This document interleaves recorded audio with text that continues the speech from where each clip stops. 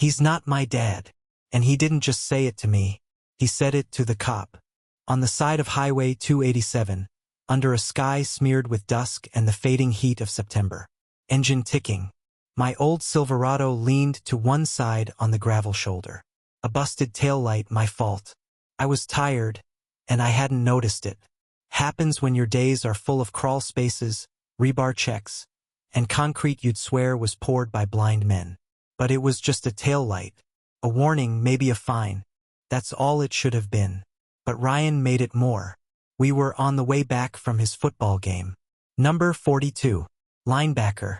Junior year. He'd had a good night. 2 sacks, a forced fumble. I clapped for him. I cheered, even when he rolled his eyes.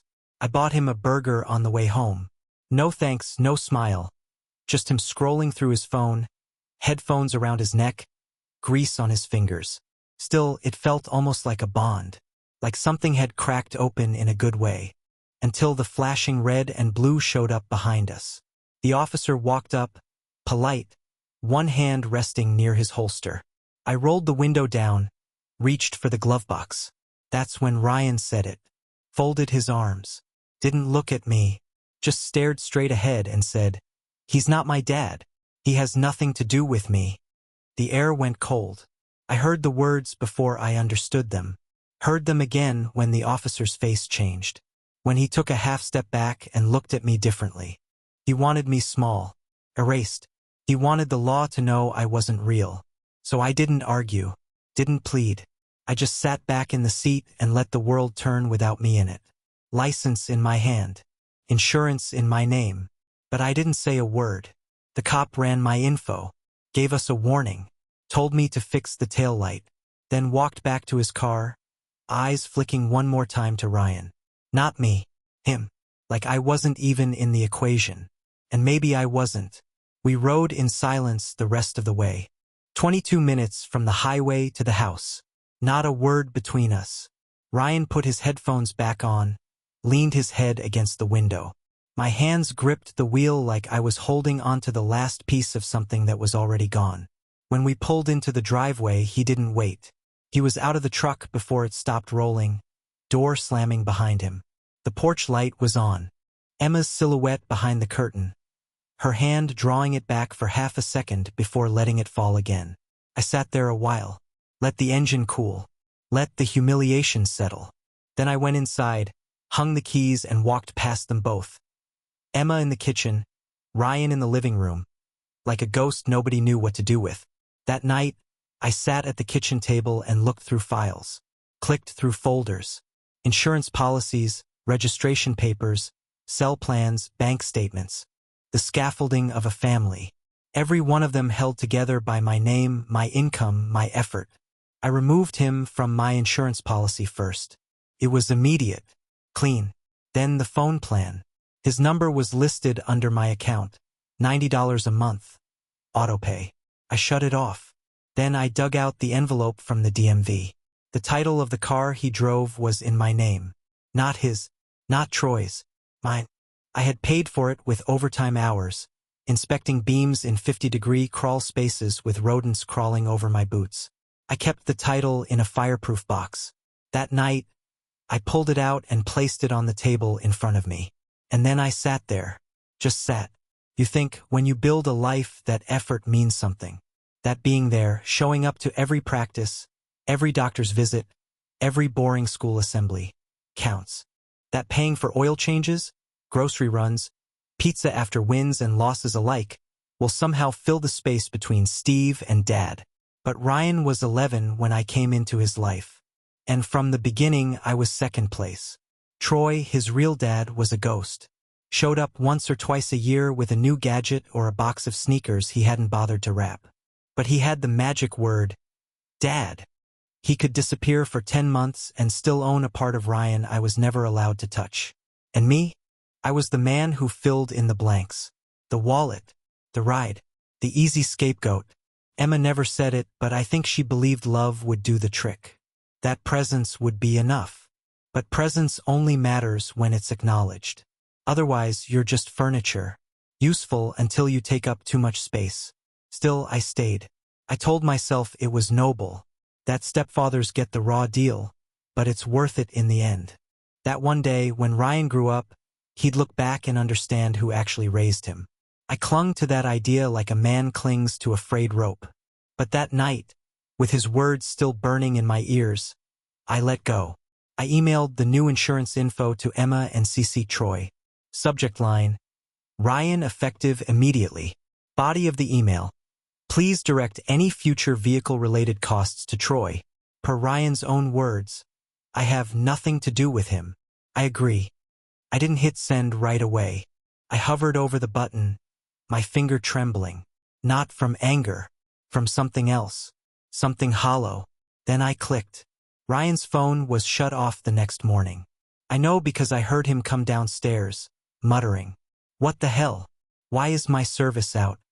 Emma asked if it was a glitch. I didn't answer, just poured my coffee, sat at the table, waited. A few hours later, I checked my phone. A single text from Ryan. "Why isn't my card working?" I replied, "You said I'm not your dad. The card's in my name. It's been canceled." Silence after that, until the phone rang. Emma's number, then Troy's, back to back. Two voices I'd spent years covering for, cleaning up after, apologizing to, furious, outraged. But none of them asked the one question that mattered. They didn't ask Ryan why he said what he said. They didn't ask why a 17-year-old would sell out the man who raised him to a stranger on the side of the road. They didn't ask what it does to a man. Hearing his erasure spoken aloud, confirmed with no hesitation. No, they called me extreme, called me cruel, called me petty. Emma said it was just words, that teenagers lash out, that he didn't mean it. But words spoken to a uniform carry weight. And when a boy looks into the eyes of the law and says, "He has nothing to do with me," that isn't lashing out. That's a line in concrete, permanent, deliberate, unforgiving. So I matched it.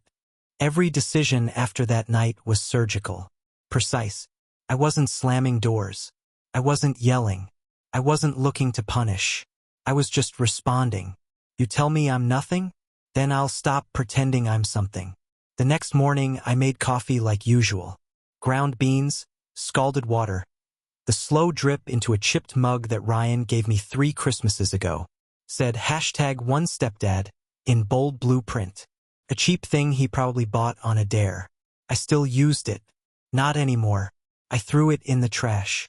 Not out of spite, just accuracy. Then I opened my laptop and made a list. Not the kind you write in anger. This wasn't rage. This was clarity. Cold and precise. A list of everything I had paid for in the last 2 years of Ryan's life. Everything I had covered, sometimes in secret, sometimes with a smile, always without thanks. Car insurance, $190 per month. Phone plan, $90 per month.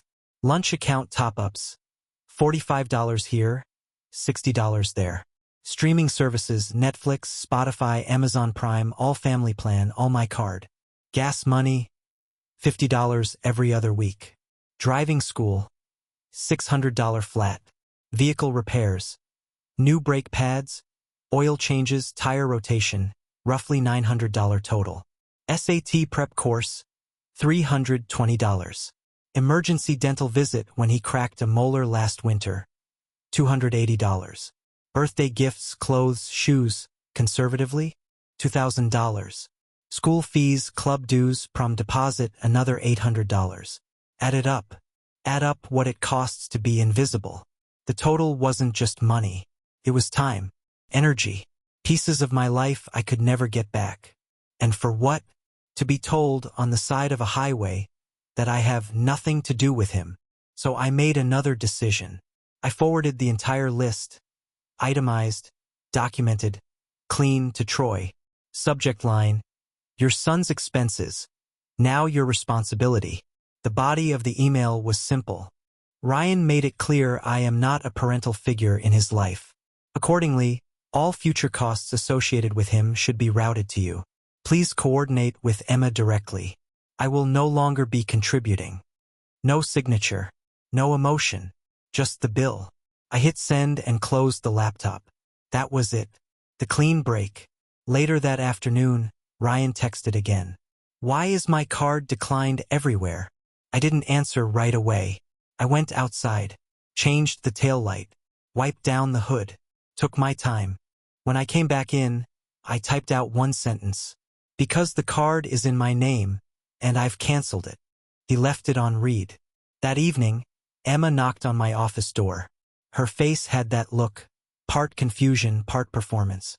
The face people wear when they're more upset about the consequences than the cause. Steve, she said softly. Ryan's in a panic. His phone's off. His card's dead. He can't even get lunch tomorrow. What's going on? I didn't look up. Just scrolled through work reports. Ask him. I'm asking you. Then ask him what he meant when he told a police officer I had nothing to do with him. She blinked, unprepared for that. He was upset. It was just a dumb. No, I said, finally looking at her. Don't call it dumb. Don't pretend it wasn't deliberate. He made a public statement. I'm respecting it. She shifted. You're being cruel. No, I replied. I'm being accurate. She opened her mouth to argue, then stopped. I could see it, the gears turning, the memories forming. How many times had she watched him dismiss me? How many moments had she stayed silent when I was undermined in my own home? It's just, he's a kid, she said finally, weakly. He didn't mean. He's 17, old enough to decide who's in his life and who isn't. He made that choice. I'm making mine. She left without saying anything else. No apology, no defense, just silence. That same silence that had followed me for years in this house, echoing off the walls every time I was left to fill in for the man who vanished. And I sat there, staring at my empty inbox, waiting to feel something like guilt. It never came. The next 2 days unfolded exactly how I knew they would. The panic began. Not mine. His. First, the phone. No service. No data. No way to scroll through the endless feed of teenage distractions. His world went dark. Then the car. He'd run it down to fumes. Couldn't fill it up. The gas card didn't work anymore. He came into the kitchen, looked at me like I was supposed to fix it. I didn't even speak. Just kept buttering my toast. Then the school called. Apparently his lunch account was in the negative. Emma picked up the phone, listened, frowned, said she'd take care of it. She didn't ask me. She knew better now. That night, Ryan knocked on my office door. For the first time in a long while, he looked like a kid again. Not smug, not defiant, just tired. He didn't sit, just stood there, one hand gripping the doorframe. I'm sorry, he said. You did everything for me. I didn't mean it. I looked at him for a long time, tried to find the boy I used to drive to practice. The one who once fell asleep in the passenger seat after a hard game. The one who said thanks, quietly but still said it when I helped him pass his driver's test. But all I saw was someone who had said too much, too loudly, and now couldn't take it back. I believe you're sorry, I said, but not because you regret it, because you're uncomfortable now, because your comfort's gone. He swallowed hard. Can you just add me back to the plan? Just the phone, at least? No, I said. Why not? Because apologies that come after police statements aren't real apologies. They're reactions. You're not sorry for the words, you're sorry for the fallout. That's not true. It is. And deep down, you know it. He looked away, picked at the edge of the doorframe. I stood, walked over, and for the first time in years, I didn't look at him like a parent. I looked at him like a man would look at another man. You're nearly grown, I said. And grown people pay for their words, for their bills, for their pride. You declared I had nothing to do with you. So now I'm not your sponsor anymore, just the observer. He didn't respond, didn't argue. He just left, and I let him. The next morning, I watched from the porch as Ryan tried to start his car. First with confidence, then confusion, then quiet panic. He turned the key 3 times, each one slower than the last, like he could will the engine to cooperate out of sheer memory. But the battery was dead. He hadn't noticed the dome light left on overnight. He didn't know how to check it. Or maybe he thought someone, me, would handle it. But no one came down the stairs with jumper cables. He stood in the driveway for 10 minutes, scrolling on his phone, looking for a friend to bail him out. Or his father, maybe. I watched him type, pause, delete, dial, then hang up. Troy wasn't answering. That week, his world shrank. No phone, no working car, no money, no ride to school. Emma tried to drive him once, but work wouldn't allow it twice. He missed 2 days, then 3. On the 4th, he walked 5 miles, there and back. I watched him through the blinds. Head down, hoodie up, backpack dragging on one shoulder. Emma didn't say much. She was quieter now. I think she thought her silence made her neutral, that being still meant she wasn't choosing sides. But silence always picks a side. Ryan came home late that Thursday, mud on his shoes, wrists red from the wind. I was sitting in the living room, boots off, beer in hand, watching the late news rerun with the volume down. He stood in the doorway like a man on trial. "Can we talk?" I didn't answer, just gestured to the couch. He sat, fidgeted, cleared his throat. He looked older somehow, not in the face, but in the way his shoulders slumped, like gravity had finally started teaching him about cost. "I've been thinking," he said, "about what I said, about that day." I waited. I was out of line. I nodded. He rubbed his palms on his jeans. "I didn't mean it. I didn't think it'd go this far. The cop, I was just pissed. It was dumb. And now everything's just," he trailed off, broken. That's what he meant. "I can't do this on my own," he said. "I can't afford school gas and food and everything." I took a slow breath, looked him in the eye. "That's not a reason. That's a result." He blinked. "What?" "You made a choice. You said I wasn't your dad. Not just in this house. Out loud. In front of someone who didn't know us. You drew the line. And now you're standing on the wrong side of it." "But I didn't mean it." "Doesn't matter. Words have weight, especially when they're shaped like knives." He was quiet for a long time. Then soft, "I was just angry." I nodded again. "So was I." Silence again. Then he asked the question he hadn't wanted to ask all week. "Can you help me? Just for now? Like, restart the card. Even just the gas money. I'll pay it back." It was the first time he'd ever said those words to me. "I'll pay it back." A sentence that assumes something was given. I stood up, walked to the counter, picked up the envelope I'd been holding on to all week. The one from his school. Overdue lunch account. Balance. Negative $36.74. A small thing, but it had grown like mold. I placed it on the coffee table in front of him. "You've spent the last 6 years asking without asking, taking without saying thank you, ignoring the hand that held you up. I don't need repayment. I need recognition. I need the truth." He stared at the envelope. I asked, "Why did you say I had nothing to do with you?" His jaw clenched. "Was it about your dad?" Silence. "Was it because you thought saying it out loud would make it true?" His hands curled into fists. Not in anger. In shame. "I don't know," he said finally. "It just came out." I stepped back. Looked at him not like a father, not like a rival to Troy, but like someone standing in front of the final mirror. "You're almost 18.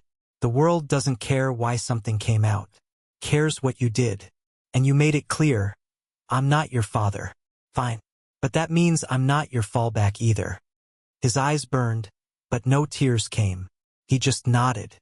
Slow. Like someone counting every inch of ground he'd lost. That night he didn't eat dinner. Said he wasn't hungry. Went upstairs and closed his door. No slamming. Just a soft click, like he was too tired for anger. I sat at the table alone. Emma washed the dishes beside me. Her mouth moved like she wanted to say something. But nothing came. Just the sound of water running. Plates clinking. No defense. No apology. Just silence. And I understood something then. This house didn't break in a day. It cracked, slow and quiet. Every time I was ignored. Every time Emma looked the other way. Every time Ryan chose absence over effort. It was never a collapse. It was erosion. The next morning, Ryan was gone before sunrise. Left a note. Borrowed a friend's bike. I'll figure it out. And maybe he would. Maybe it was the beginning of something real. Or maybe just survival. But it wasn't mine to fix anymore. Took 2 months. 2 long, quiet months. The first passed like winter through the bones of the house. Still, cold, nothing blooming. Ryan stopped asking. Stopped knocking. Stopped trying altogether. I didn't ask where he went or how he got there. Sometimes he walked. Sometimes a car honked from the driveway and he'd come bounding down the steps without a word. A boy surviving, not thriving. Still under the same roof, but no longer under my care. Emma barely spoke to me. She made dinner, folded laundry, sent quiet texts at night when she thought I wasn't watching. Her way of coping was pretending. Pretending nothing had shifted. Pretending her silence hadn't built this house the way I built its foundation. Slowly, one choice at a time. And Troy never stepped in. I know Ryan called him. I heard the conversations through the drywall, short, clipped, full of gaps. Always ending the same way, with nothing. Troy promised. Troy forgot. Troy vanished. The second month, Ryan picked up a part-time job at the auto shop downtown. I know because I saw the uniform in the hamper. Red oil stains, grease on the cuffs. Not his style. But necessity doesn't care about pride. One night, I came home late from a site job. My hands still dirty. My back aching from hours bent under steel beams. I walked in to see Ryan sitting at the table, something rare now. He had a notebook open, math notes scribbled down the sides.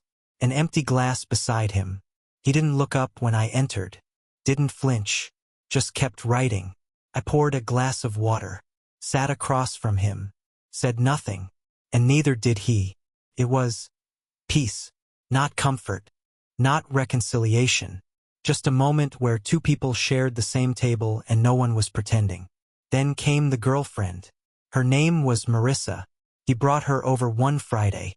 I was in the garage fixing a bracket on the lawnmower when they pulled up. He knocked first. That surprised me. And asked if I'd mind them coming in for dinner. Not to eat with me. Just to be in the house. I said, "It's your home too." He said, "Thanks." And that was it. They sat in the living room. Laughed at some show on TV.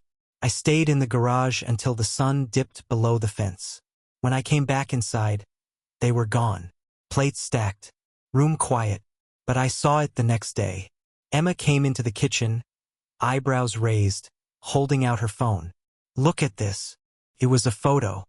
Marissa's family, gathered at some restaurant, smiling across a table. Her parents on one side, Ryan beside her.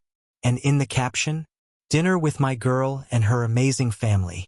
So lucky to have my dad Steve here tonight." Not stepdad. Not mom's husband. Dad. Steve. I read it twice. 3 times. Emma looked at me, half smiling. Guess it took the hard way. I didn't answer. Because here's the truth. By then, I didn't care what he called me. Not anymore. That title was burned out of me on the side of the road, under a dying sun and the red-blue flash of rejection. What I cared about, what made me pause, was this. The respect wasn't bought. It wasn't begged for. It wasn't manipulated. It was earned. By him. Not by me this time. That night he came into my office. Didn't knock. Just stood in the doorway with his hands in his pockets. "I saw you fixed the mower." I nodded. "I meant to do that. Just been working a lot." I nodded again. Then he said it. "You're the only one who stayed when things got hard. I'm sorry it took me so long to see that." I didn't say anything right away. Because in that moment, I realized something I should have known years ago. You can't buy respect. You can only stop funding its absence. For 16 years, I poured into this house like a man trying to fill a broken jar. And maybe that's what stepfathers do. Maybe we give not because it comes back, but because we believe that one day it might. But there's a difference between giving and being drained. And that line, that highway moment, that was the drain going dry. I stood up, walked past him to the door.